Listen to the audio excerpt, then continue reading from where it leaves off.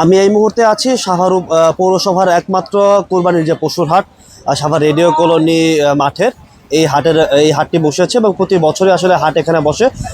ঈদের আর মাত্র 3 দিন বাকি আছে, এর মধ্যে কিন্তু পশুর হাটটি জমে উঠেছে। আমি যদি একটু এই হাট ঘুরিয়ে দেখাই যে বেশ মাঝারি সাইজ থেকে শুরু করে বিভিন্ন সাইজের গরু কিন্তু এই হাটে উঠেছে এবং এখানে বেশ কিছু গরুও দেখা যাচ্ছে, যে গরুগুলো আসলে দাম বলা যায় যে 1 লাখ থেকে 2.5 লাখ বা সর্বোচ্চ 3 লাখ এই দামের মধ্যে আসলে অধিকাংশ গরু এই হাটে উঠেছে। তো একজন ক্রেতা আমরা দেখতে পাচ্ছি যে তিনি গরু দেখছেন এখানে। আমরা একটু কথা বলতে চাই তার সাথে যে আপনি গরু ঘুরে দেখছেন, কেমন দাম মনে হচ্ছে আপনার কাছে?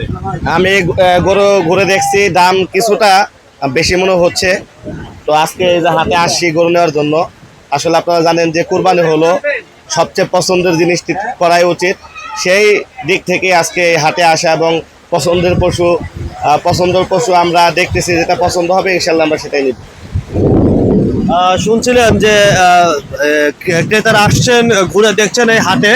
আর আবহাওয়া আসলে খুব একটা ভালো না, বৈরী আবহাওয়া বলা যায় এবং প্রচুর বৃষ্টিও কিন্তু হচ্ছে, যার কারণে ক্রেতা সমাগম একটু কম। সকাল থেকে সাভারের আবহাওয়া একটু খারাপ বলা যায়।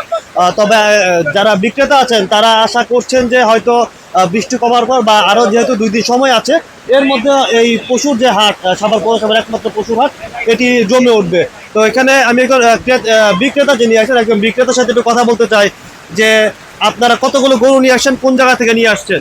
ভাই আমাদের গরু আসছে লালমনির হাট থেকে। আমরা গ্রাম থেকে ঘুরে ঘুরে দেখা গেছে গৃহস্থর গরু এইগুলা কালেকশন করছি। অল্পর ভিতরে আমরা আর কি সীমিত লাভের ভিতরে আশা করি ছেড়ে দেবো, কিন্তু কাস্টমার তেমন হচ্ছে না।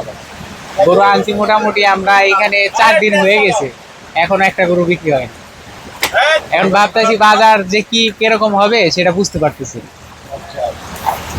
আরো তো আসলে 2 দিন বাকি আছে, তো কি মনে করছেন বা অতীত অভিজ্ঞতা আসলে কি বলে? এখন আশা করি এই 2 দিনে বেচা কিনে ভালো হইবে, কিন্তু বৃষ্টি এখন যে পরিমাণের আবহাওয়া এতে মনে হচ্ছে না কাস্টমার আজকে তেমন হবে। কালকে আশা করা যায়, দেখি কি হয়, আল্লাহ ভরসা। এই আর কি।